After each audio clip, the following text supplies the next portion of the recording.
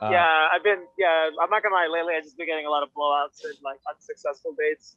well, And we just today need I to get just, you let go, but that's a tough thing for you yeah. because For you've me, never it's done it like, before. yeah, it's like a learning process because at the same time you gotta care but don't care at the same time. If that makes sense. Yeah. Well, I'll say so. Mark here has incredible game. We used to go back and game back in the day. Um, he would go out and I always used to. Well, I don't know if I used to, but I definitely explain it nowadays like this. It was like a buttery slide. So the second he like hook a girl, it was like she was on the slide to like go to back to his bedroom, which I don't know if I should include that in the YouTube channel. I probably should or shouldn't. I don't know. Cancel culture is It's kind of up fine. my ass right now. So, yeah. Well, there's actually the poll, your 8-minute poll video or 10-minute poll. Yeah. Yeah, can you explain that a bit? Because I think that's a really cool concept. Yeah, that's essentially, I think, what you're talking about with the Mm. slippery slide sort of thing. And I think the biggest reason why it was so effective is just simply because it gives guys permission to move things forward. Because here's how I look at it is oftentimes we think that we need like a certain level of attraction before we can move things forward. But oftentimes the threshold's a lot lower than we actually think it is. And I actually discovered this from visualization and kind of like going back to exactly what you talked about, where you just talked about the narrative.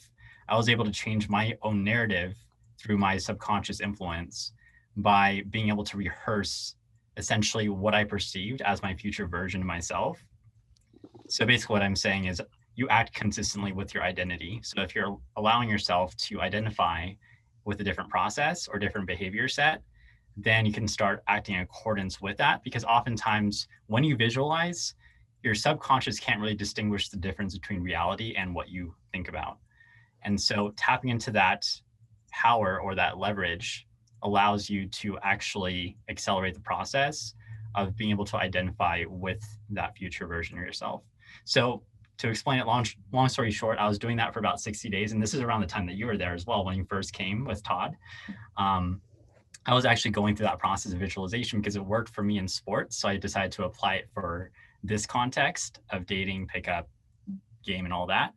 And there was one night at Dre's where I was starting to talk to this girl, and I told myself that if I ran out of things to say, that I'll just move things forward and just go for the pull, whatever that meant. And so basically for myself, because I recognized that my verbal game wasn't really my strength and I needed to tap into something else. And there's actually one lecture that Todd gave about the different channels of escalation, where he has 4 channels of escalation. He says there's verbal topic, verbal relationship, physical, and logistical.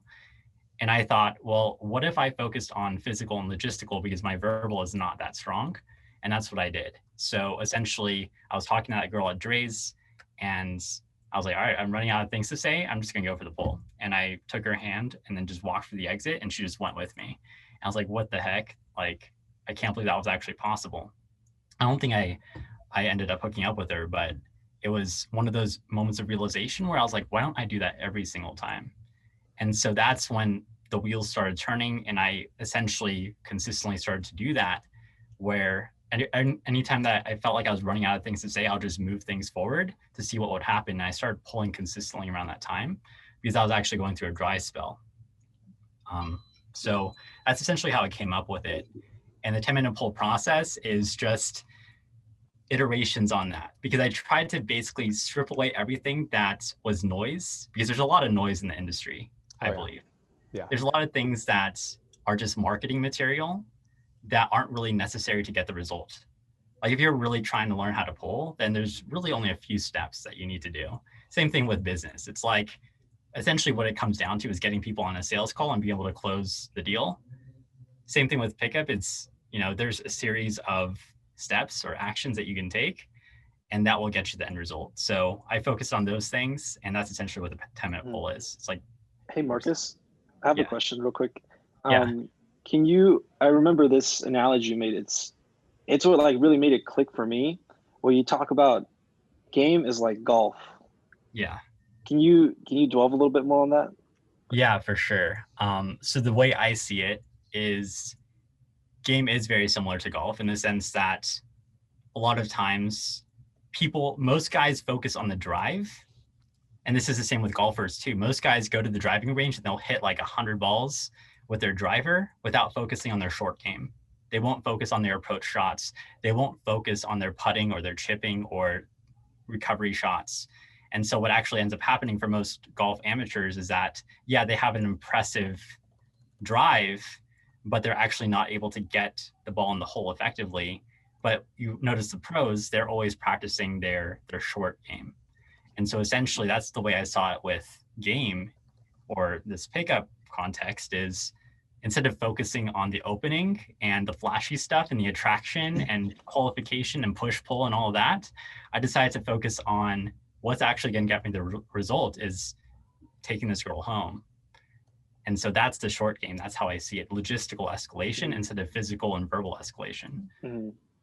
And I remember you were talking a lot about, it was funny because this happened like a couple of days ago where you're talking about all we're doing is managing probability. Yeah. And once they get back to your home, I mean, not saying that you have to like, my name's not Sean. No, that, what am I saying?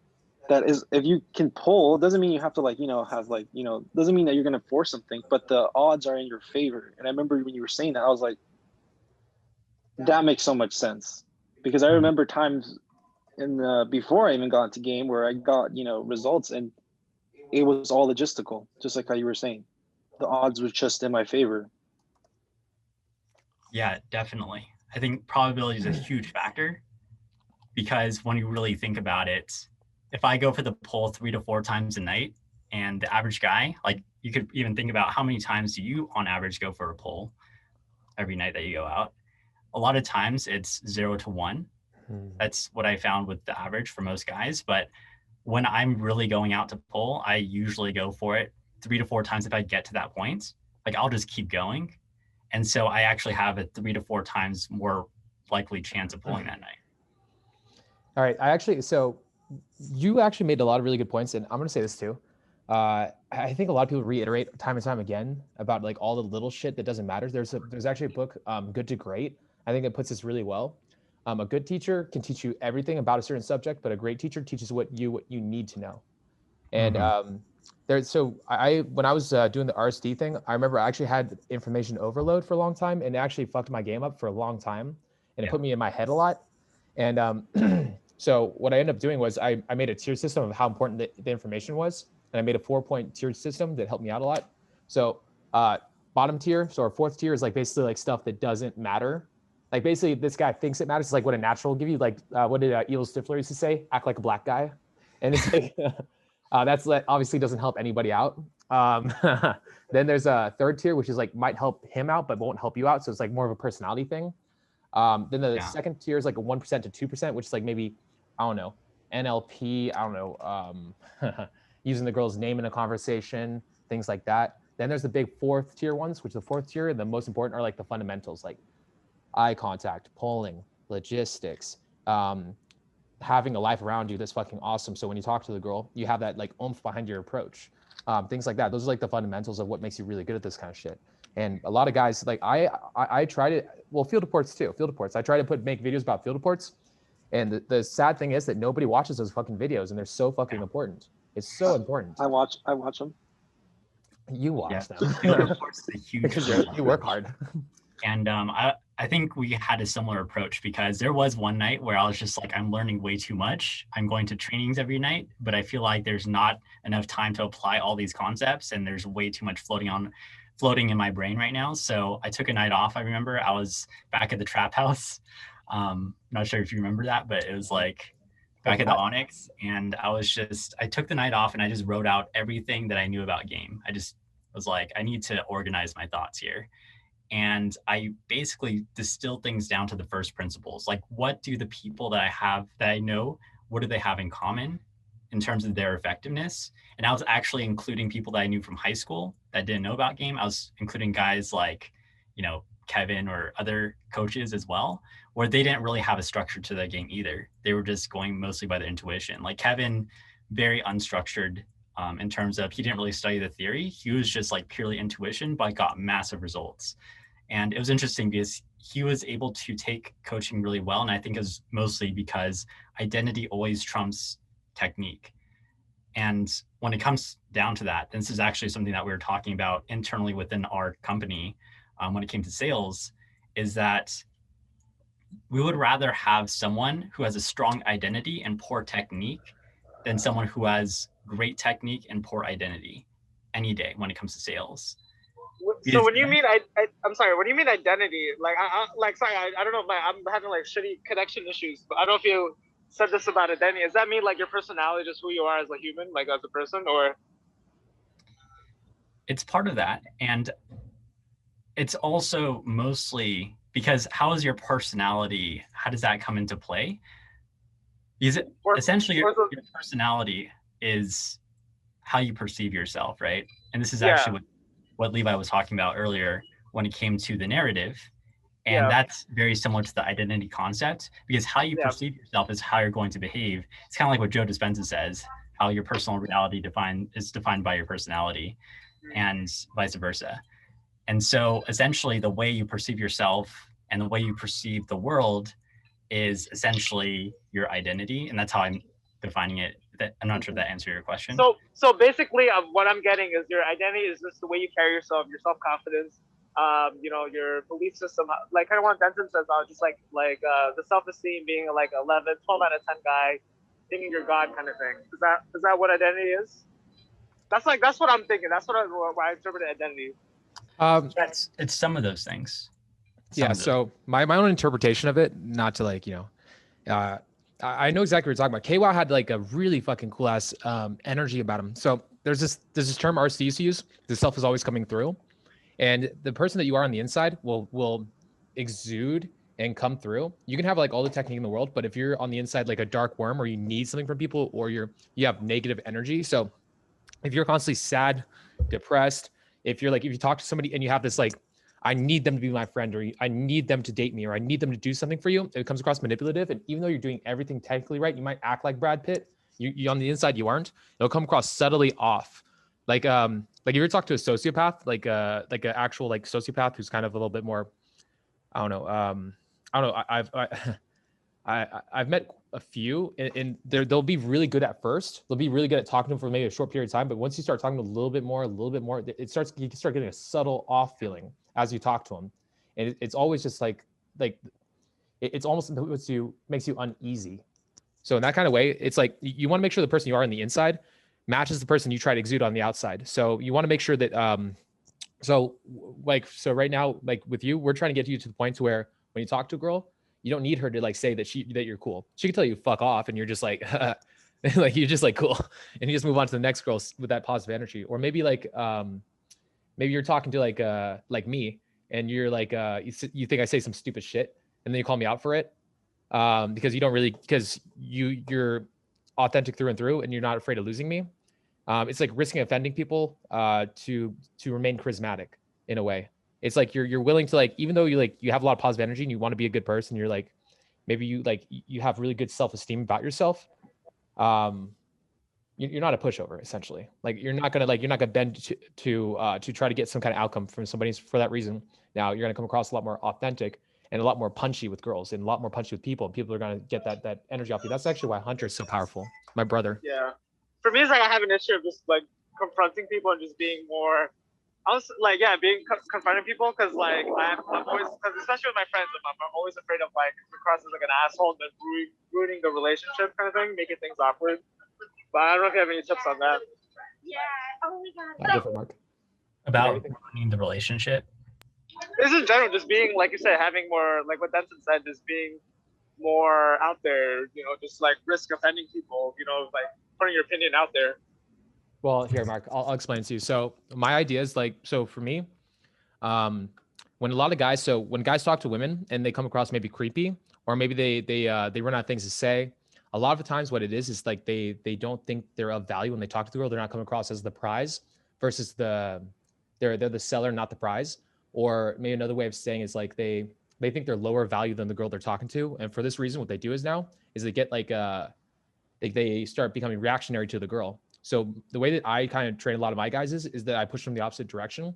I try to push them into rock star mentality, 12 out of 10 mentality. Like you're not even on the scale.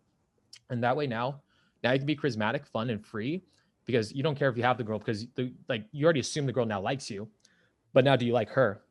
So so right now what my friend right here is working on is that he's trying to get to the point where he doesn't care anymore, where he lets go, where he talks to a girl and he doesn't need anything from her. So he builds rapport with his tone right now. And we're trying to get him to basically absolutely let go. And we've been working on this and he's been getting pretty close. We just need like a breakthrough moment. Yeah. Okay. So when you talk about offending, what is the context? Are you just offending people just for the sake of offending them, or? It's not. So the idea is like if you are talking to a girl and you want to say something but you don't say it because you're afraid of offending her, say it. Like to be authentic. Like you want to so when you talk to a girl, a lot of girls are not used to guys that are willing to offend. They're gonna try to mold themselves to what they think the girl wants. I don't want him doing that. Micromanaging or communication in order to maintain the harmony. Yeah, it's still from a positive place. Like I should actually, you still want to do it from a positive place, not a negative taking place or trying to hurt somebody place. It still comes from a positive place. But like if you want to do something that might offend them, do it, because that's gonna because when it's gonna tell your personality that you're somebody that doesn't supplicate, which is really good for game in general. Yeah, I think it can balance things out in some situations, and ultimately sometimes comes down to just being more honest and aware of how you're feeling in a certain situation. But I actually think that it's more about, because I think with a lot of the pickup stuff, we think about it as learning something else, like a new technique or a new strategy or whatever it is. But I was thinking about it today and yesterday, actually, about how it's more about unlearning. Because in our natural state, in our childhood or earlier on, we typically wouldn't have those same sorts of reservations. These are learned behaviors that we've acquired through society and through our parents and our teachers telling us to not say what we think. And so oftentimes that's conditioned within us, and it's just a matter of unlearning. And I believe that the long-term way to be able to really address that is actually through a journey of self-exploration and really getting to know what are your limiting beliefs, because this is actually what I've gone through since I left Vegas. This is sort of what I've been up to, is going to a meditation retreat, doing ayahuasca. Like really there's so much like self-loathing that I didn't realize was there within me. And so for me, digging deep within and realizing that there's so many limitations in my thought and my emotions, and I wasn't being fully expressive, even when I thought I was. Like back in Vegas, I'm like, oh, I'm finally like being unstifled. But then I realized that there's another level of that. When I was, crying for 2 hours during my ayahuasca retreat, I was like, wow, this is another level. I didn't realize I wasn't actually being honest with my own intuition or emotional state, or beyond that, my own identity, or there's something like deeper within. And so I think a lot of it, this is like the long-term fix. In the short term, you can definitely reinforce it externally by getting in the habit of saying what you think. But then in the long term, also cultivating that ability to just be fully expressive. Because now I definitely I don't overthink things as much as I used to, for sure. Like back in high school, or when I was 20 years old, I'd overthink everything. And when I was first going out and pick up, I was definitely overthinking things. But now I feel like I don't really have to think about things so much. And I think a lot of it has to do with that self-exploration. And oftentimes your external circumstances will eventually become consistent with your internal state. And I was talking with Gordon yesterday, because I have this like little free call that I do in my group. And then Gordon hopped on and we were talking about how your internal state or we're talking about the definition of abundance, because I think a lot of guys get this wrong. And I did too, when I first got into this. I thought abundance was like having a bunch of women around and you get to choose, who you get to hook up with or date or whatever it is. I view that as abundance, but I think that's a superficial definition of abundance. Sure, it might be abundance to one person, but what I see as a deeper sense of abundance is actually internal. It's that feeling. And what actually happens is once you cultivate that feeling through exercise of gratitude or deeper self-exploration, your external circumstances will eventually align with that own internal sense of abundance. So yeah, those are my thoughts. Actually, here, that's a really, okay, so I was working on the abundance through getting women, and I got to what I thought was maybe like a deeper level of abundance, which is through the narrative, which I was trying to explain a second ago. How did you come to what you're talking about? Like, what was it that made you get to here? Was it the ayahuasca trip, or is it something different? I would say it's been everything. Like, I would say I've been really thinking about this ever since I kind of had this existential moment when I was in Vegas. And this might be most relatable to you in particular, because I know that we've gone through very similar experiences. But there was a moment where I was like, what is this all about? Like, why am I doing this? Like, why am I going out every night? Why am I a promoter? Like, are girls actually hooking up with me because they like me? Or is it because I'm putting on this facade or persona? And so I was grappling with a lot of these thoughts. And so that's when I jumped in. I went to Thailand with those guys as well, and then did the meditation retreat. And that was sort of what launched me off, right? Because imagine, going from promoter one night, and then the next night you're in Thailand and you're living with monks and you're having to like meditate and you can't talk to anyone. You're not allowed to use technology. And so that rapidly put me in a environment where I had to come face to face with my deepest. Did they make you shave your head and everything? No. No? Oh, interesting. Yeah. Hey, Marcus, can you share that story that you that they told you over there with the monks? I feel like that story has been helping me out a lot with my situation. Yeah. I know Denton here knows my crazy situation, but I think it'll help everyone, just because I think everyone's secretly just like going through a lot. Maybe it might not be as intense, but that story is really impactful, and I think you could say it better than I can. Yeah. So essentially, there was one morning, we used to have these morning lectures with a monk at 5 a.m. and he would tell us stories and give us lessons. And there was one morning where he told us about this tale of a Chinese farmer. And he basically said that there was this Chinese farmer in a village, and he had a son, and they also had a horse. And the son one day took the horse out for a ride, and the horse bucked him off, and the son fell off the horse. He broke his arm. And then all the villagers came to basically comfort the father and say, oh, what bad luck you've had. We're so sorry to hear this about your son. And the father's like, well, we don't know if it's bad or good. So, you don't have to apologize. And everyone kind of thought that was a weird response, but they're like, okay. And then they went off. And then a war broke out in the same village. And essentially what they did is they drafted all the sons to the army, and they all went into battle and they all died. And then the villagers came back and they were like, how fortunate you are. Your son wasn't drafted. He broke his arm. He didn't die. And the father was like, well, we don't know whether that's good or bad. Right. So he's basically saying suspending judgment and allowing the event to just be the event, because that's essentially what things are. We only really give meaning to events.